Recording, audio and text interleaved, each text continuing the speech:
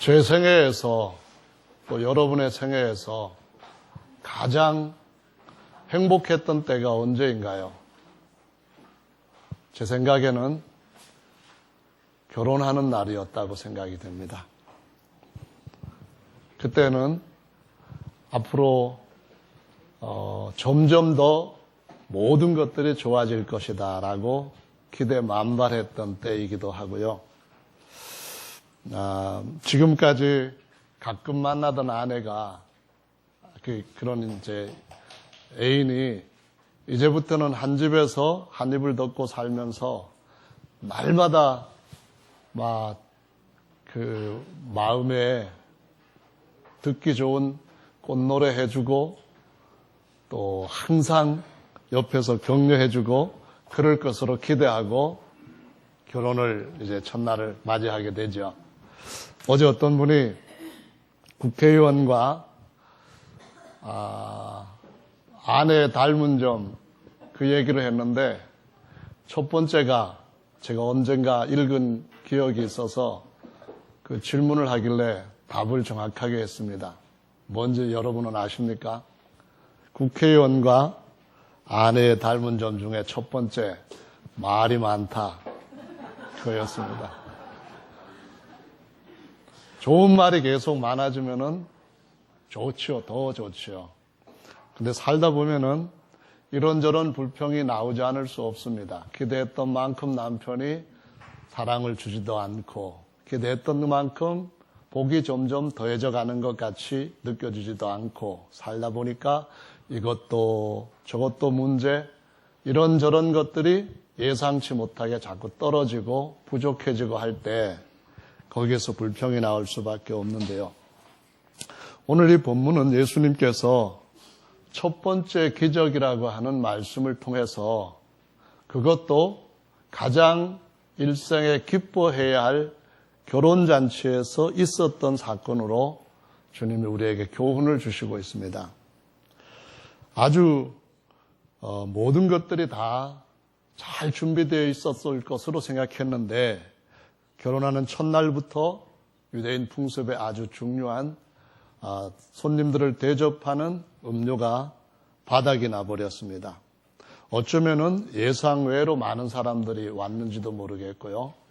어쩌면은 너무 온 분들이 많이 마셨는지도 모르겠습니다. 어쩌면은 예상을 못해서 너무 조금 준비했을지도 모르겠고요. 중요한 것은 얼마 안 있어서 역시 기대하지 않았던 대로 부족함이 나타났다고 하는 사실입니다. 그래서 거기에서 주님이 놀라운 첫 번째 기적을 행하셨는데 이것이 우리에게 매우 중요한 의미를 주고 있다는 것입니다.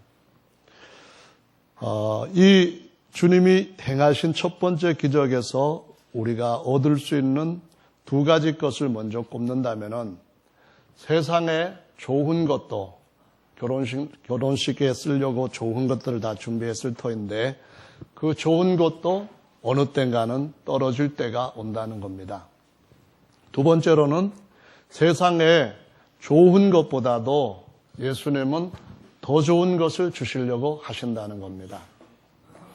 우리가 처음에 시작할 때에 건강 자신 있어 합니다. 그런데 얼마 안 있어서 몇십 년 지나고 나면은 생각하지 못했던 어떤 육체적인 약함, 질병들이 우리에게 부담을 주고 근심과 걱정을 계속 안겨줍니다.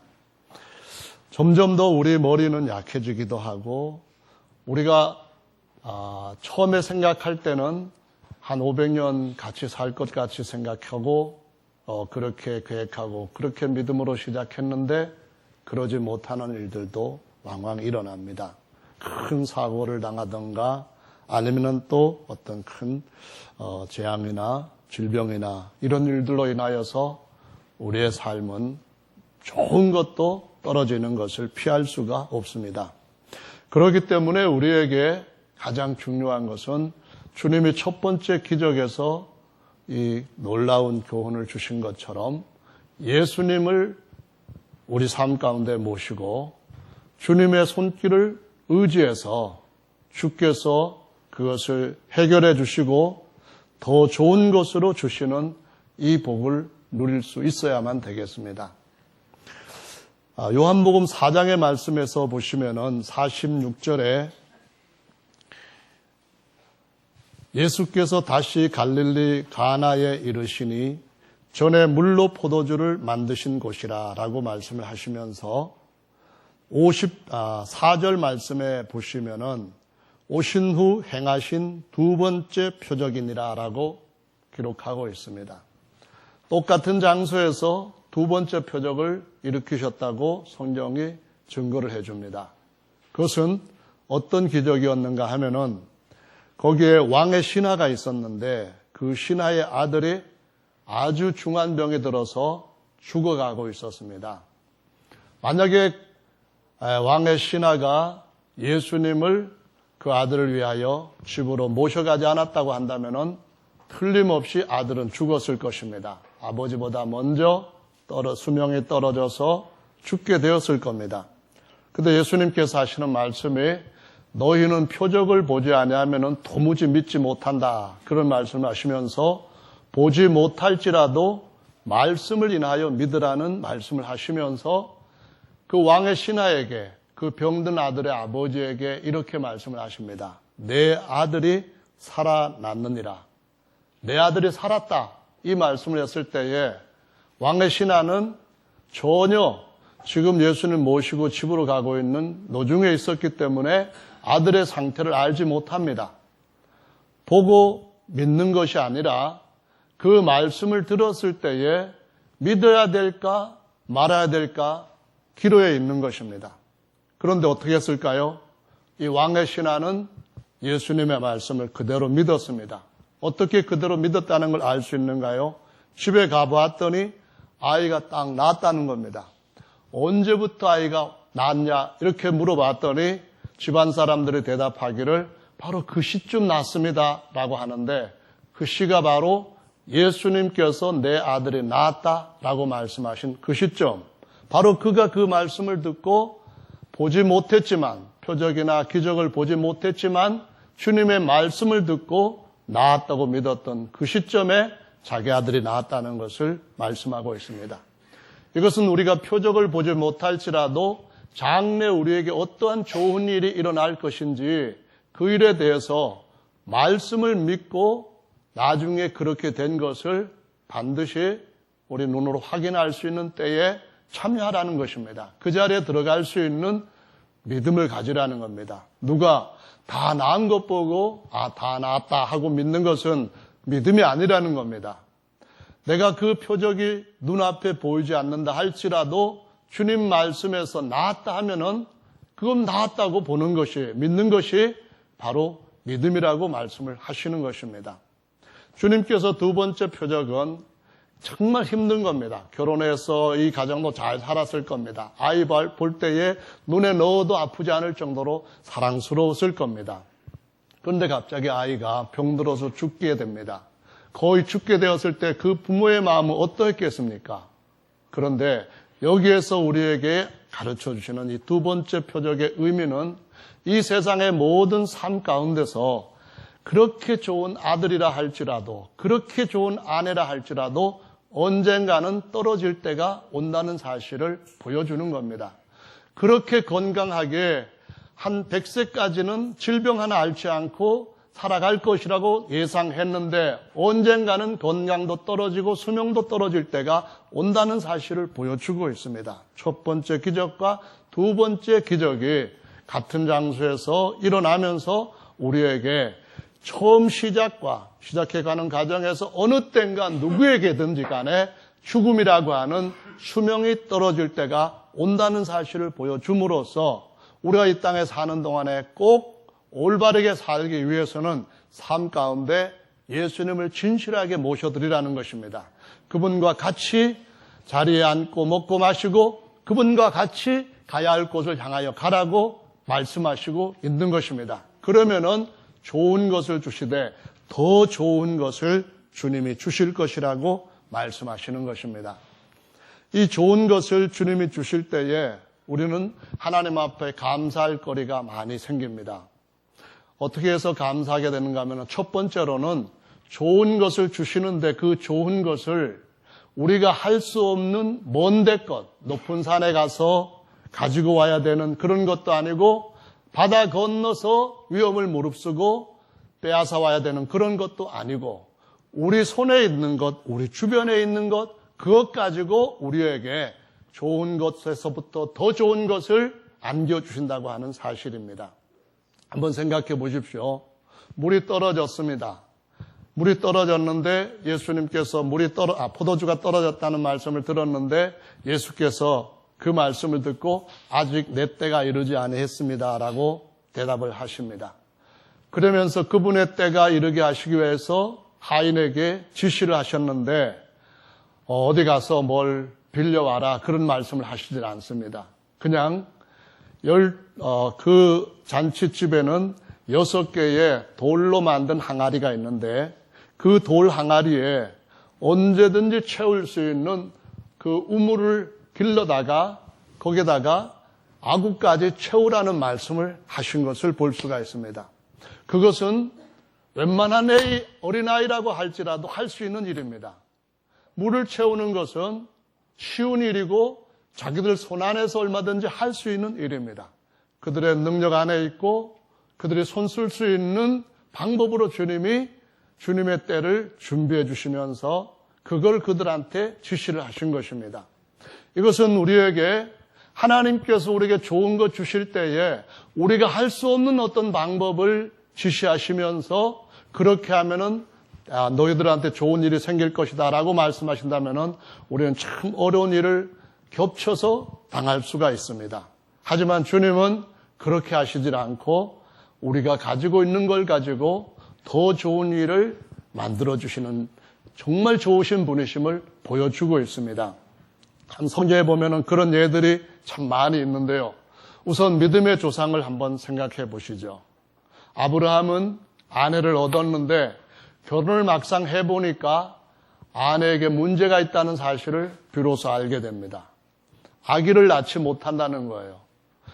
정말 예쁘고 마음씨도 곱고 하나 빠진 것도 없는데 그런데 가장 중요한 문제는 자기의 씨를 계속 보존해서 자기의 많은 복들을 물려줄 수 있는 후사를 세울 수가 없다는 거였습니다.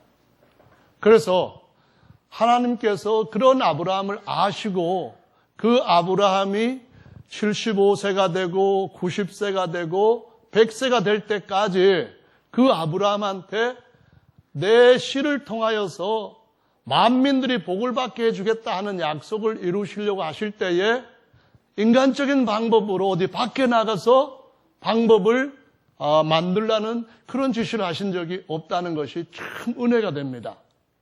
어떤 분은 모르겠습니다. 아브라함한테 하나님께서 내 아내 사라는 이제 나이도 많이 들고 선천적으로 아주 문제가 있으니까 그 아내하고는 내 약속을 이룰 수가 없을 것 같다. 미안하지만 어떡하냐.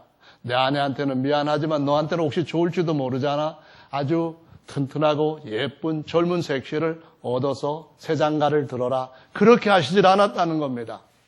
하나님께서 사라가 듣는 그 자리에서 때가 되면은 내 때가 되면은 그 명년이 되면은 내 아내가 젖을 먹일 것이다. 이 말씀을 하심으로써 사라한테 눈물을 지우지 않고 사라한테 웃음을 안겨다 주시는 좋으신 하나님으로 역사를 하신 것을 볼 수 있습니다. 하갈이라고 하는 사라의 여종을 통하여서도 하나님의 약속을 이루려고 하는 그 일을 하나님께서 놓으라고 반려하시고 안 되는 사라를 통하여서 아브라함에게 있는 그 아내, 불가능하다고 하는 그 아내를 통하여서 아내를 통한 그 자손들의 땅에 티끌같이 많아지고 하늘의 별처럼 많아지고 해변의 모래처럼 많아지는 이 놀라운 일을 이루셨던 것을 볼 수가 있습니다. 여러분이 만약에 형제들이 자기 아내가 그런 문제를 갖고 있다고 생각해 보십시오. 그럴 때 인간적인 생각으로 하갈을 취하는 것도 하나님께서 내 씨를 만드시는 일이니까 큰 문제가 없다. 이렇게 생각할 수도 있겠죠. 하지만은 사라의 입장에서 한번 생각해 보십시오.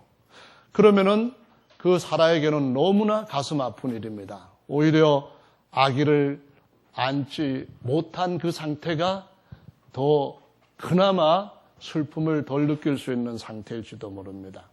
그런데 하나님은 아브라함에게 있는, 사라에게 있는 그 가능성을 가지고 더 좋은 아들을 주신 줄로 믿으시기 바랍니다. 그 인간적인 방법으로 이스마엘을 얻은 것보다 하나님께서 하나님의 손길을 통하여서 이삭을 그들한테 안겨준 것은 정말 더 좋은 포도주였습니다.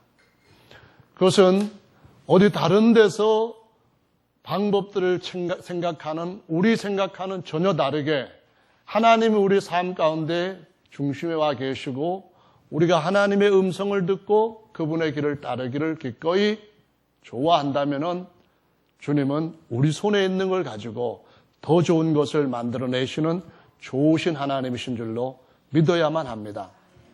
또 다른 예를 들어보시죠. 하나님께서 80세 된 모세를 부르셔서 400년 동안 처절한 종살이를 하던 이스라엘 백성들을 구출하고자 하셨습니다. 80세 노인한테는 남아있는 게 아무것도 없었습니다. 그가 무덤까지 갈 때 그가 짚고 가야 할 마지막 손에 잡은 것이 지팡이였습니다. 내 손에 있는 것이 무엇이냐 했을 때에 사실은 인간적으로 볼 때에 아무것도 없는 것과 마찬가지입니다. 그런 모세에게 주님이 그 손에 든 지팡이로 하나님의 방법을 통하여서 홍해를 가르는 능력이 되게 하시고 물이 없는 광야에서 짐승들까지 흡족하게 마실 수 있는 반석을 쳐서 샘물이 나오게 하는 능력이 되게 하셨습니다. 그 지팡이가 이스라엘 백성들 한 200만 명 이상 되는 사람들을 그 험한 40년의 광야 생활에서 항상 갈 곳을 인도하는 최고의 지도력으로 모세와 함께했던 것을 볼 수가 있습니다. 애굽의 모든 지팡이를 다 삼켜버린 지팡이, 하나님께서 그에게 맡겨주셔서 홍해를 갈라 애굽의 모든 군대들을 장사 지내버리게 하시고 반석을 쪼개서 물 한 방울 나올 수 없는 거기에서부터 광야에 샘이 나게, 광야에 강이 흐르게 하셨던 그 하나님이 모세 손에 있는 그 지팡이를 가지고 사용하셨다고 하는 이 사실에 대해서 우리는 감동을 해야만 됩니다. 감사를 해야만 됩니다. 내게 아무것도 없다 할지라도 하나님은 내게 있는 걸 가지고 더 좋은 것을 주시는 좋으신 분이시오. 능력의 하나님이라는 사실에 대해서 감동해야 됩니다. 감사할 수 있어야만 됩니다. 하나님은 정말 그렇게 일하시는 분이셨다는 말씀입니다. 또 한번 보십시다.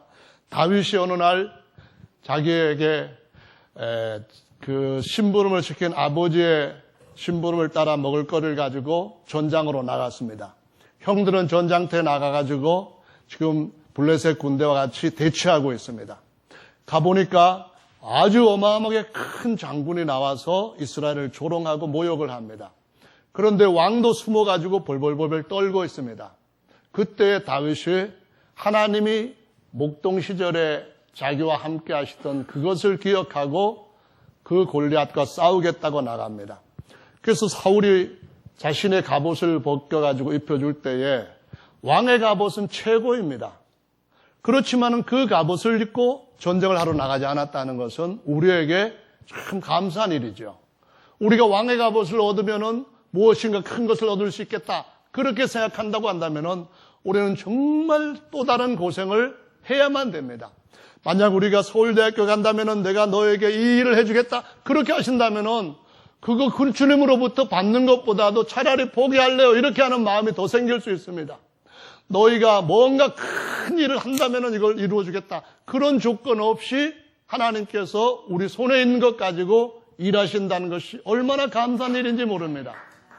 그냥 다윗은 전쟁하러 나갈 때에 칼 갈지도 않고 창을 길게 어떻게 해서 손에 양쪽에 들고 나간 것도 아니고 방패와 투구에 대해서 염려하지도 않고 그냥 시냇가에 가서 돌멩이 이전에 항상 주워가지고 다 갖고 다니는 거, 오늘은 지금 양치로 나온 것이 아니니까 그냥 손에 있진 않았지만 항상 쥐을 수 있는 돌 5개 딱 집어들고 골리앗 앞으로 나가면서 한 방에 물매를 날렸는데 정확하게 골리앗의 이마에 맞고 골리앗은 쓰러지게 됩니다.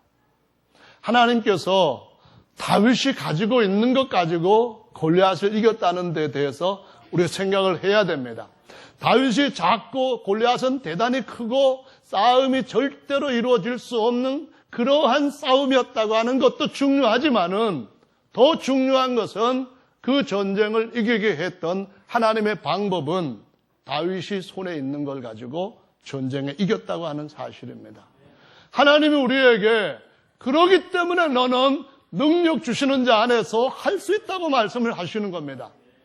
하나님께서 우리가 할 수 있는 능력 밖의 것으로 역사하시는 하나님이라고 한다면 우리는 많은 경우에 우리의 의로움과 우리의 능력 가지고 뭘 얻으려 하다가 결국 실패하고 또 큰 낙심에 떨어질 것이지만 우리가 할 수 있는 것, 우리 손에 있는 것 가지고 역사를 해 주시니까 얼마나 감사한 일입니까? 어떤 형편에 있든지 각자 자기 손에 뭔가 있는 그것이 하나님 손에 들려질 때는 위대한 결과를 만들어낸다는 것입니다. 또 한 번 다른 걸 생각해 보십시다. 신약성경에서 나오는 사렙다 가부 얘기가 구약성경에 보면은 엘리야의 3년 반 기근 때에 초기에 일어났던 사건임을 보여주고 있습니다. 사렙다 가부는 자기 아들 하나와 같이 사는 가난한 여자였습니다. 그런데 기근이 드니까 가난한 사람에게도 큰 고난이 왔습니다. 다른 사람들은 쌓아놓았기 때문에 그래도 얼마만큼은 더 버틸 수가 있었을 겁니다. 그런데 가난한 여인한테는 그냥 며칠분밖에 남지 않았습니다. 마침 나무를 주우러 나왔던 그날은 그 마지막 날이었습니다. 오늘 먹고 난 뒤에 내일은 못 먹고 그때부터는 이제 굶는다는 겁니다. 굶으면 결국은 죽게 된다는 의미입니다.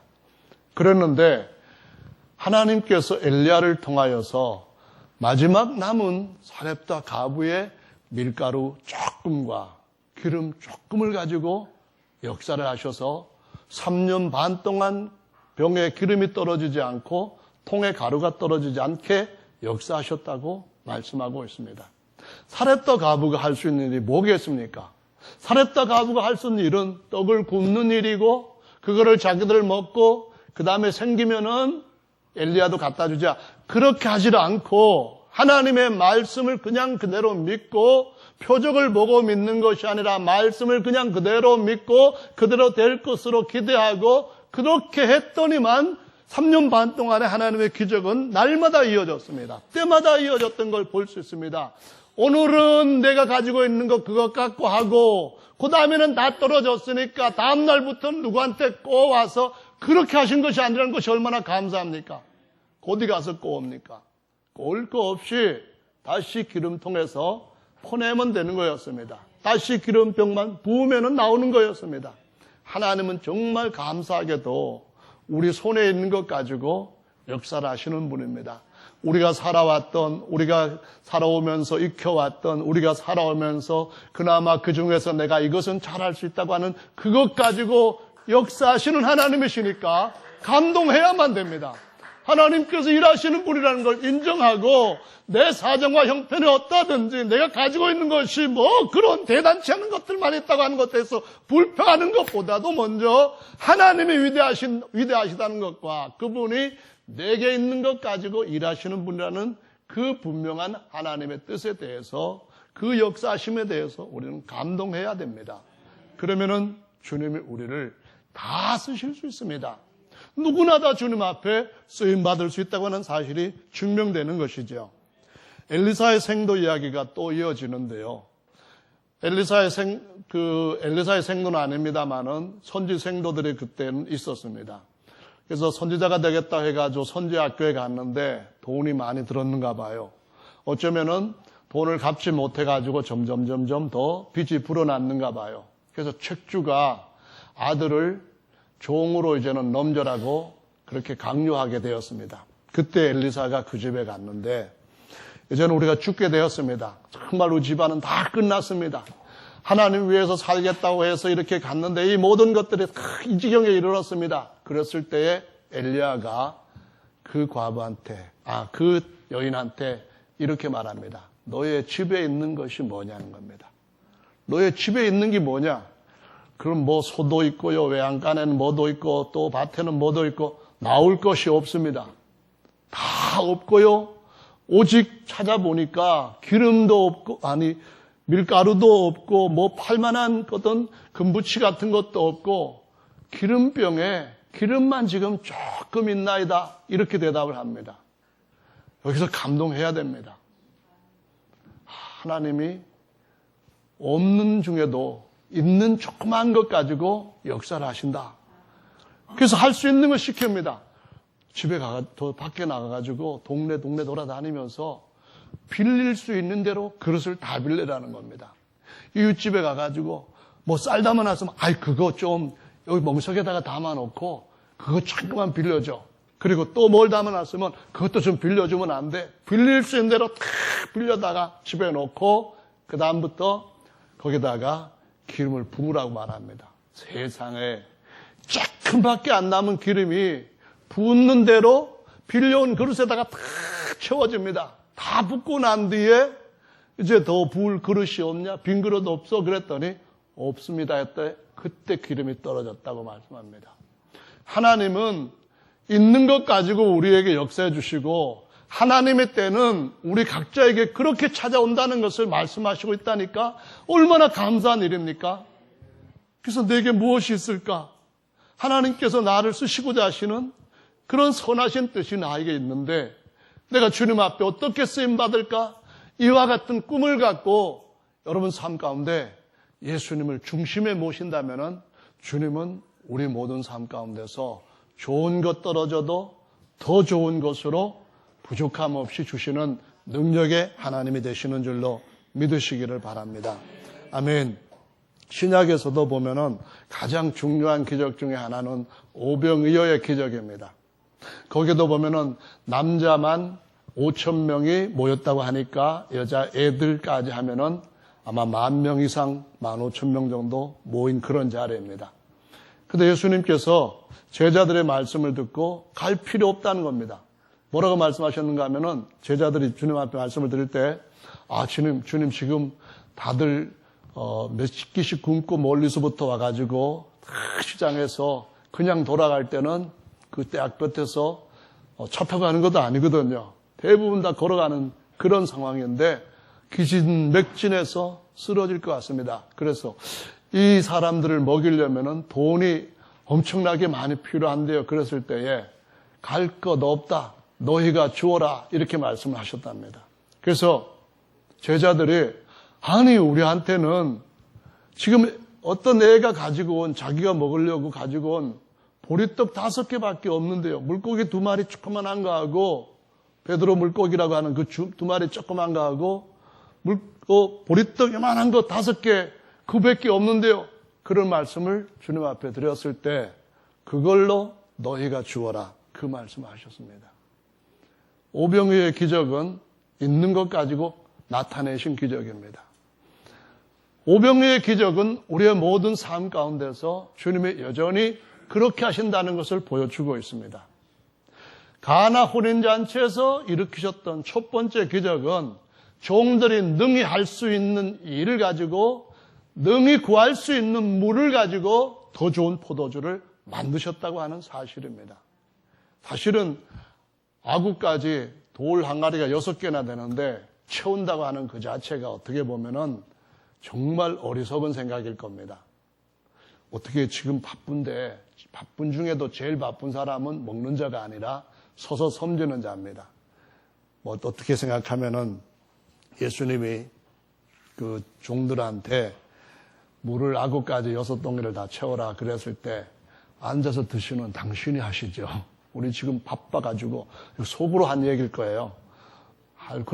그런 얘기를 할 수 있다 그런 얘기입니다. 했다는 말이 아니라 물 채우는 일 말고 지금 몸이 3개라도 지금 모자랄 정도로 정신없이 여기저기 불려다니는데 여러분 진짜 잔치 때 일하는 사람 얼마나 힘듭니까? 어제도 보니까 우리 조집사님 댁에서 식사를 준비했는데 막 황금 치마를 두르고 막 했던 그 자매님이 한 그 맛이 정말 있었는데, 진짜 일 잘하는 종들, 일해야 하는 종들은 바쁘기 짝이 없습니다. 이것도 해야 되고 저것도 해야 되고 반찬 간도 봐야 되고 뭐 물도 맞춰야 되고 뭐 그러면 진밥 안 되거든요.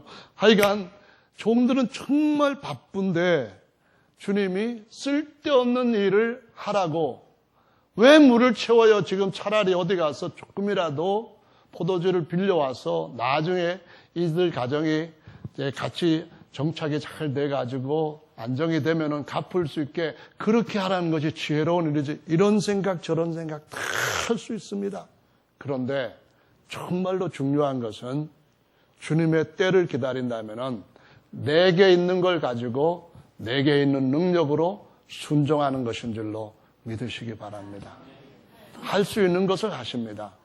내 생각 내려놓고 말씀을 가지고 주님을 따르면은 주님이 정말 아름답게 역사해 주실 줄로 믿으시기를 바랍니다. 우리가 이 언약에 대해서 포도주라고 하는 걸 생각하면은 이것이 이 땅에서뿐만 아니라 오는 세상에서도 훨씬 더 우리의 삶이 좋아질 것이라는 것을 증명해 주신 기적, 표적이라고 하는 사실을 배우게 됩니다. 제가 더 좋은 것을 주실 것이다 하는 것을 8가지를 한번 추려봤는데요.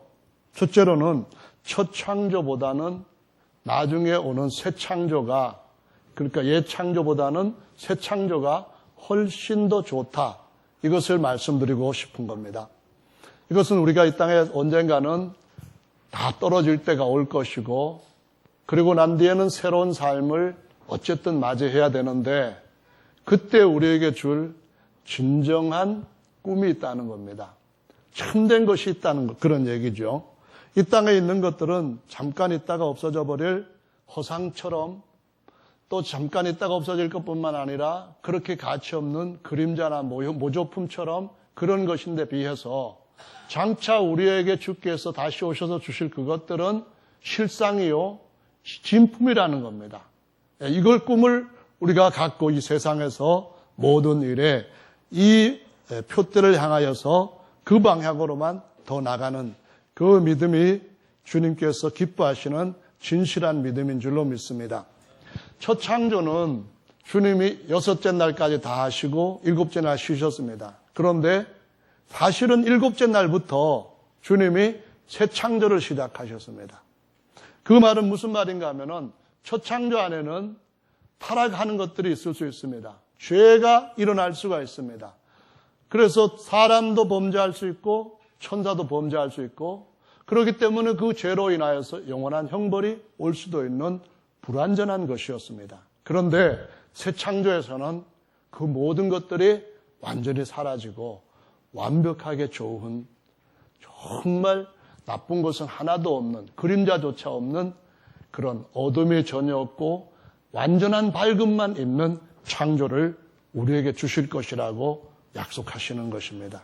처음 포도주보다 두 번째 포도주가 훨씬 좋은 줄로 우리는 믿어야 합니다. 아멘. 지상낙원과 주님이 우리에게 주실 마지막 지상낙원 내지는 천상낙원, 이거 정말로 비교할 수 없을 정도로 좋은 것인 줄로 믿으시기 바랍니다. 창세기 2장에서 지상낙원에 대해서 묘사를 했습니다. 각종 먹기에 좋은 것들, 보기에 좋은 것들 열매들을 쫙 있고요. 강이 4군데로 쫙 흐르고요. 아주 따뜻하고요. 뭐 여러 가지 좋다, 그렇게 얘기합니다. 그런데 천상낙원에 대해서 한 사람이 방문했다가 와서 보고를 했는데 사람의 말로 가히 이르지 못할 그런 곳이라고 했습니다.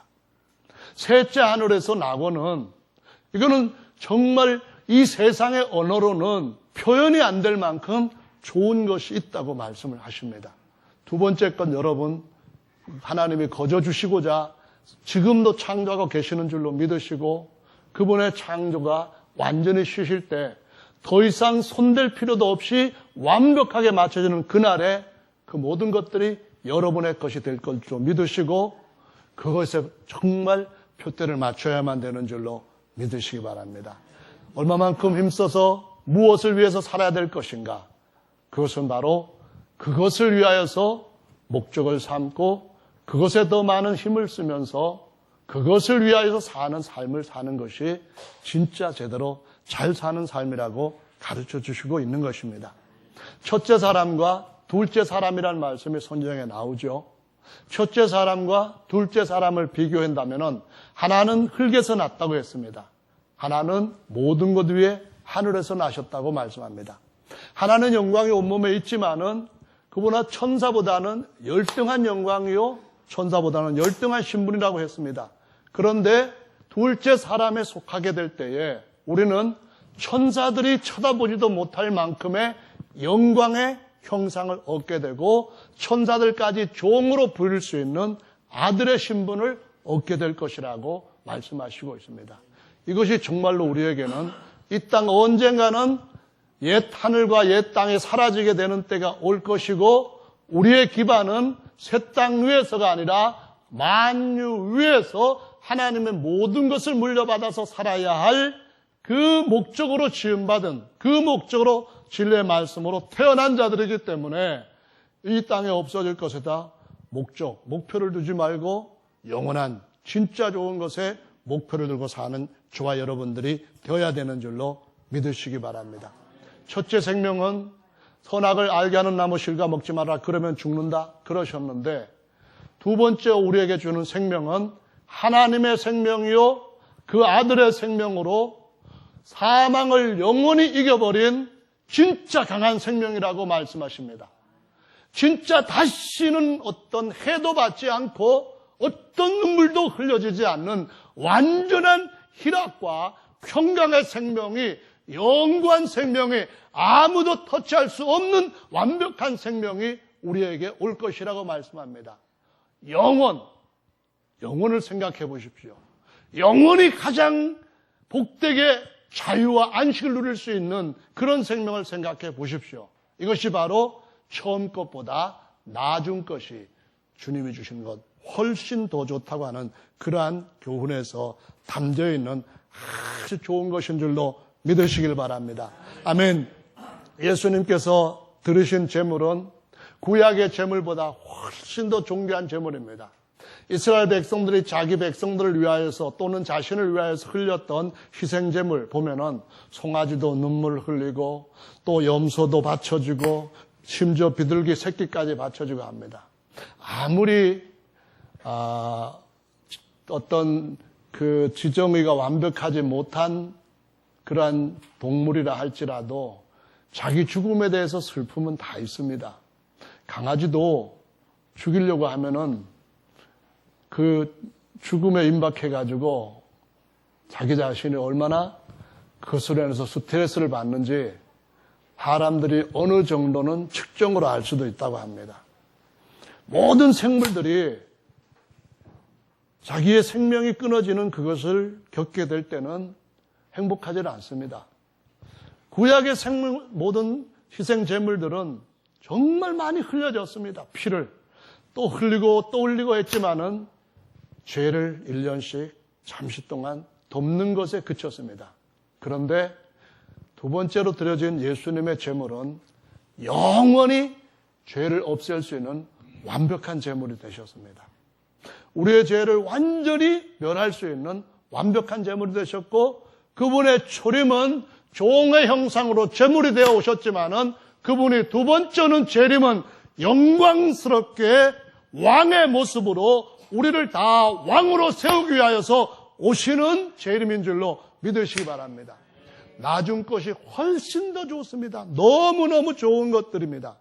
첫 번째 언약은 종의 신분이었지만은 둘째 언약은 하나님을 소유할 수 있는 하나님의 모든 것들을 소유할 수 있는 아들의 후사의 언약입니다. 첫 번째 성전은 어디나 조그맣게 지어가지고 학구방 같았지만은 주님께서 우리의 몸을 통하여 세우시는 하나님의 집이 될 아버지의 집이 될 우리 성전은 모든 만유를 다 충만케 채울 만큼 아버지 집을 부욕케 하는 우리의 속을 부욕케 하는 우리의 속을 충만케 하는 우리에게 나타날 영광이 정말 측량할 수 없을 정도로 가득하고 온 만유를 비출 수 있는 그러한 영광의 그런 생명의 성전으로, 그런 집으로 우리를 세워줄 줄로 믿으시기 바랍니다. 그래서요, 성경 말씀 계시록 21장에 보면은 옛것은 지나갔다, 그런 말씀을 하시면서 보라, 내가 만물을 새롭게 하노라. 내가 이긴 자들한테는 내 아들로 이 모든 것들을 유업으로 주겠다라고 말씀합니다. 떨어질 때가 옵니다. 하늘도 떨어지고 땅도 떨어지고 옛 것들은 떨어질 때가 옵니다. 새 것은 더 좋은 것으로 오게 되는 줄로 믿으시기 바랍니다. 이전 것은 지나가고 보라, 만물을 새롭게 하노라. 다 새롭게 된 것을 영원토록 저와 여러분들이 받아야만 되겠습니다. 그거 외에는 우리에게 더 귀한 것은 결코 없습니다. 그러기 위해서 저는 세 가지 것을 우리가 하자라고 권고의 말씀을 드리고 싶습니다. 첫 번째 것은 종들이 주님의 때를 같이 맞이하기 위해서 그냥 그대로 주님의 생각에 맞추어서 행동했다는 겁니다. 뭐 이거에 빌려오면 되지, 왜 이거 물을 채워요? 그냥 물 먹이려고 그래요? 얼마나 우리가 곤란스러운데 지금 엄청 바쁜데요? 이런 소리 하지 않고 아구까지 6동이 다 채우라 했습니다. 6동이는 상징적으로 6,000년 역사 안에 있는 우리 모두에게 말씀하는 겁니다. 그 모든 심령들 속에 주님의 것으로 채워야 된다고 하는 것을 의미하는 겁니다. 이 속에 내 생각 채우는 것을 좀 우리가 옆으로 비껴놓아야 할 필요가 있습니다. 세상에서 들은 것 가지고 그것으로 다 가득 채워가지고 그것으로 볼 때에 물이 포도주가 된다는 게 말이 돼? 아니, 물이 필요한 게 아니라 포도주가 필요하다고 하는데 나한테 물 채우라고 하는 것이 이게 도대체 이체 맞아? 이런 생각 같은 것도 좀 딱 옆에 내려놓고 주님의 생각을 채워야만 됩니다. 6동이 다, 아구까지 다 주님의 생각을 채우는 저와 여러분들 되시기를 예수님의 이름으로 축원합니다. 이거 쉬운 일이 아니거든요. 바람이 막 불어오면, 물결이 막 사납게 불면은 물결 위를 걸어가던 베드로가 이거 잘못됐다 생각합니다. 어떻게 내가 물결 위를 걸어가고 있어? 이거 정말 비정상이라 그렇게 생각합니다. 그래서 물결 위로 걸어가던 그 삶을 얼른 배 위로 올라가려고 하는데 배 위도 안전하지 않습니다.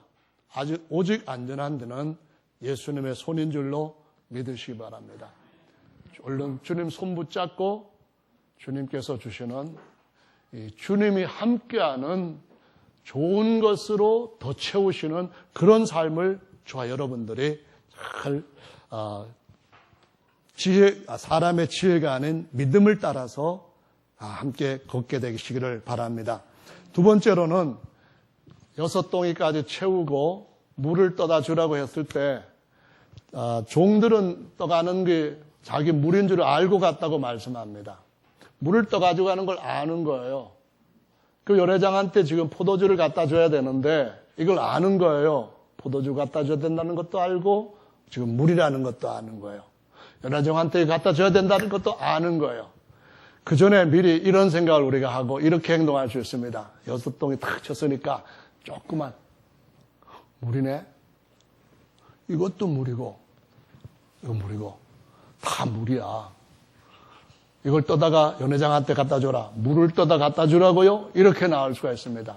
하지만은 우리가 6동아리 채운 여기까지만은 저희가 할 수 있습니다. 그 다음은 저는 못 참아요. 더 이상 이렇게 해가지고 나를 곤란까지 마세요. 나 정말 힘들고 나 정말 이것 가지고 하면은 터질 것 같아요. 그러지 말고 연회장이 그 물을 목구멍에 딱 마실 때까지 인내하면서 주님의 타임을 기다리는 인내 믿음을 가져야만 된다는 겁니다.